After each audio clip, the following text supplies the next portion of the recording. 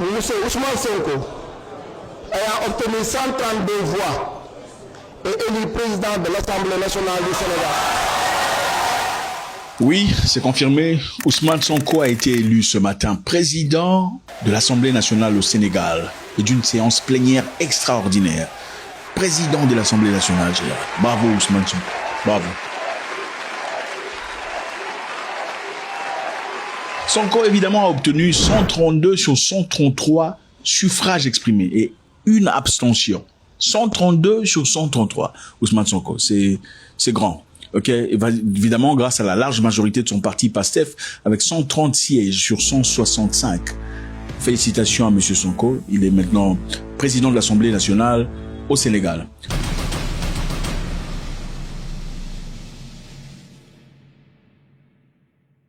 Alors, à ce qui paraît, M. Diomaye Faye a essayé de bloquer l'action. Il a tenté de bloquer l'action de la procédure en saisissant le Conseil constitutionnel. Ouais, Faye a essayé de bloquer ça en demandant le Conseil constitutionnel, mais celui-ci s'est déclaré incompétent dans cette histoire. Ils ont dit le dossier relève du règlement intérieur de l'Assemblée. Ça n'a absolument rien à voir avec nous. L'opposition parle de coup de force institutionnelle. Mais la majorité PASTEF, évidemment, dans ce cas, a fait passer le texte sans difficulté. Ouais, dans la vie, il faut faire très attention avec les amitiés. Moi, je suis de ceux qui pensent que certaines opportunités, vous ne donnez pas à vos amis, surtout pas là où vous êtes. Si vous voulez donner des opportunités, vous en faites quelque part ailleurs. Là où il peut progresser et devenir un lion. Il ne peut pas y avoir deux lions sur la montagne. Au fait, ce n'est pas lion, c'est tigre. Je pense que c'est un proverbe thaïlandais. Il ne peut pas y avoir deux tigres sur la montagne. Si tu es un tigre, certainement tes amis sont aussi des tigres. Et quelquefois, il faut que tes amis soient ailleurs et progressent ailleurs, des opportunités ailleurs. Pas là où tu es. Sinon, il y aura deux tigres sur la montagne. L'histoire, on la connaît. C'est une histoire évidente. Mais on va faire un petit tour pour comprendre, parce que la leçon est très profonde. Qu'est-ce que ça veut dire concrètement? Ça veut dire que M. Sonko a le pouvoir. Il devient la deuxième personnalité de l'État après le président de la République. Donc, du Premier ministre à celui qu'il devient aujourd'hui, président de l'Assemblée nationale. L'Assemblée nationale, beaucoup de gens ne comprennent peut-être pas, a un fort pouvoir. M. Sonko, désormais, dispose d'un pouvoir institutionnel fort. Très fort, en effet. Il fixe de l'ordre du jour, il contrôle tout ce qu'il y a comme commission et peut organiser des enquêtes parlementaires. Ok? Alors, on va essayer de voir. Qu'est-ce que ça veut dire? Ousmane Sonko, pour ceux qui ne connaissent pas, c'est quelqu'un de très fort. C'est une personnalité qui a été beaucoup aimée au Sénégal. À l'époque où on s'en prenait à des dirigeants qui apparemment étaient égoïstes et aussi vieux. Sonko était ce jeune homme avec plein d'ambition, une personne qui voulait la libération du Sénégal, sur le plan institutionnel, sur le plan économique et sur le plan national et militaire. Sonko, à plusieurs reprises, a mentionné son désir de voir les militaires français quitter le territoire sénégalais.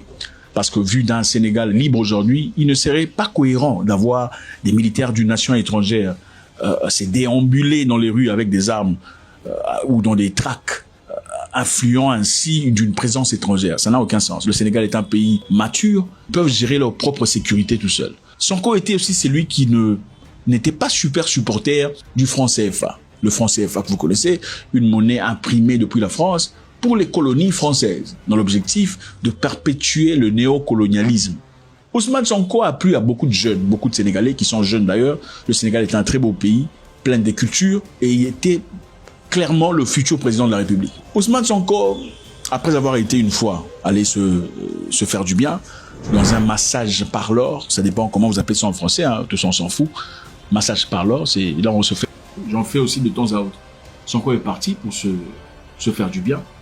Arrivé, il a été accusé de viol. Okay, ou de tentative de viol, je ne sais plus ce que c'était exactement. Il a été arrêté. Après avoir été arrêté, on a conduit des enquêtes pour essayer de l'inculper.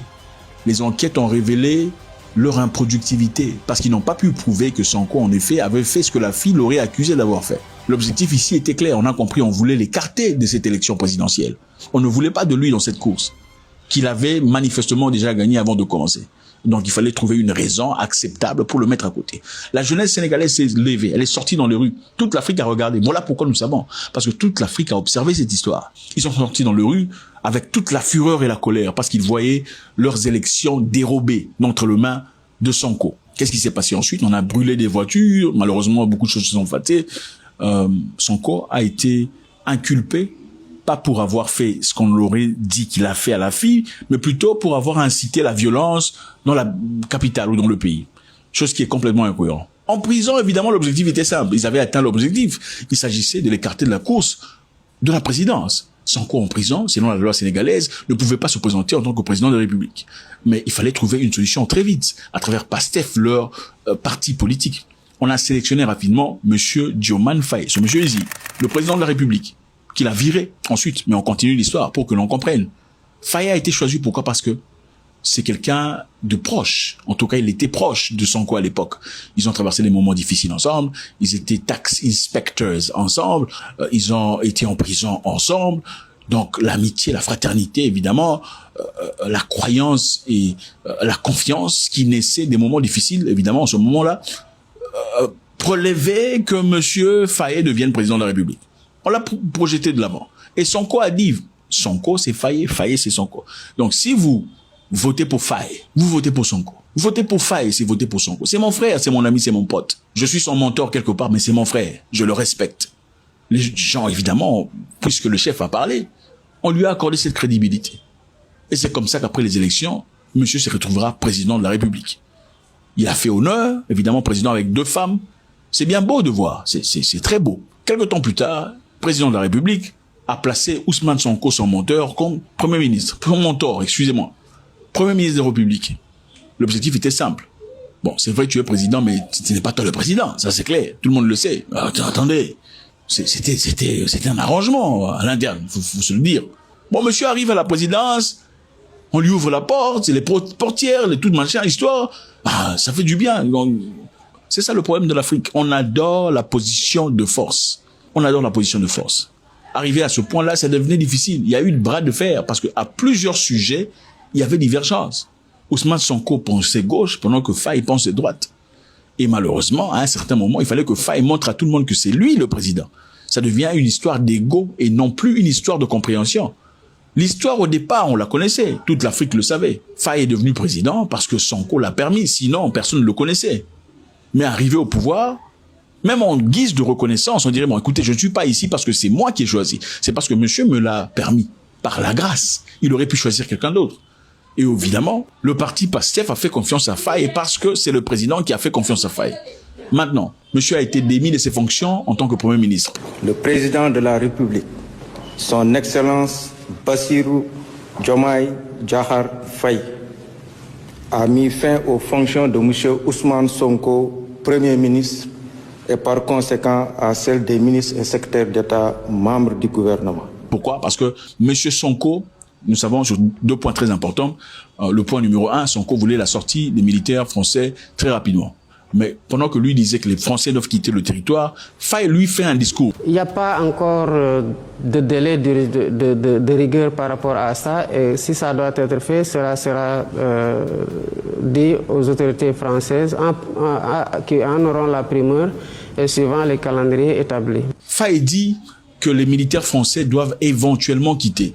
C'est-à-dire, ils doivent quitter avec le temps, non pas quitter immédiatement. Contrairement à ce que Sonko disait, ils doivent quitter le territoire, nous sommes un pays mature. Faye lui dit, ils peuvent quitter, mais ils doivent quitter quand ils veulent. Numéro 2, Ousmane Sonko ne voulait plus du franc CFA, cette monnaie qui est imprimée depuis la France. Mais Faye, évidemment, sa politique est totalement divergente. Numéro 3, Ousmane Sonko était contre le commentaire de l'AMF par rapport à la situation financière sénégalaise. Et leur exécution n'était pas la bienvenue au Sénégal. Parce que la présence de l'AMF et leur intervention sollicitée au Sénégal aurait exfiltré un message absolument fou par rapport aux investisseurs. C'est-à-dire, si l'AMF vient dans votre pays pour parler de vos finances, ok, et faire une réévaluation, ça voudrait dire que les investisseurs qui s'intéressent au Sénégal ne viendraient pas. Parce que là, ils perdraient leur motion de confiance à l'égard du Sénégal. Ils se diraient donc le Sénégal traverse un moment difficile. Il ne serait peut-être pas prudent de conduire des investissements à grandes échelles au Sénégal. Et Sonko voulait protéger le Sénégal en refusant la sollicitation du FMI. Tous les travaux que nous avons réalisés nous permettent de voir ou d'entrevoir la possibilité de sortir de cette situation sans avoir besoin d'une restructuration. Nous considérons que de l'analyse que nous en avons faite, notre dette est viable, puisque nous nous débrouillons pour la rembourser depuis 1 an et demi, au plus sans aucun programme. Mais Faye n'a pas aimé ça. Bon, on a aussi vu Faye faire beaucoup de voyages en France, avec son pote Macron et tout le bazar. On sait la position de Sonko vis-à-vis de la France. Il a été très rude. Il a réprimandé Macron dans le passé pour avoir dit que c'est grâce à la France que les Africains aujourd'hui peuvent jouir de leur liberté. Mais je le dis pour tous les gouvernants africains qui n'ont pas eu le courage vis-à-vis de leurs opinions publiques de le porter, aucun d'entre eux ne serait aujourd'hui avec un pays souverain si l'armée française ne s'était pas déployée dans cette région. Sonko a dit que les Sénégalais sont morts pour la France. Sinon, la France serait aujourd'hui entre les mains des Allemands. C'est enfin le lieu de rappeler au président Macron que si les soldats africains, quelquefois mobilisés de force, maltraités et finalement trahis, ne s'étaient pas déployés lors de la Deuxième Guerre mondiale pour défendre la France, celle-ci serait peut-être aujourd'hui encore allemande. Alors, beaucoup de personnes se disent, est-ce que c'est parce que Faye a fait un voyage en France à son retour que son image a complètement changé? Aurait-il été influencé par des personnalités externes au Sénégal? Ou bien peut-être que Faye a aussi gagné l'amour du pouvoir. Vous savez, ça arrive souvent chez les Africains.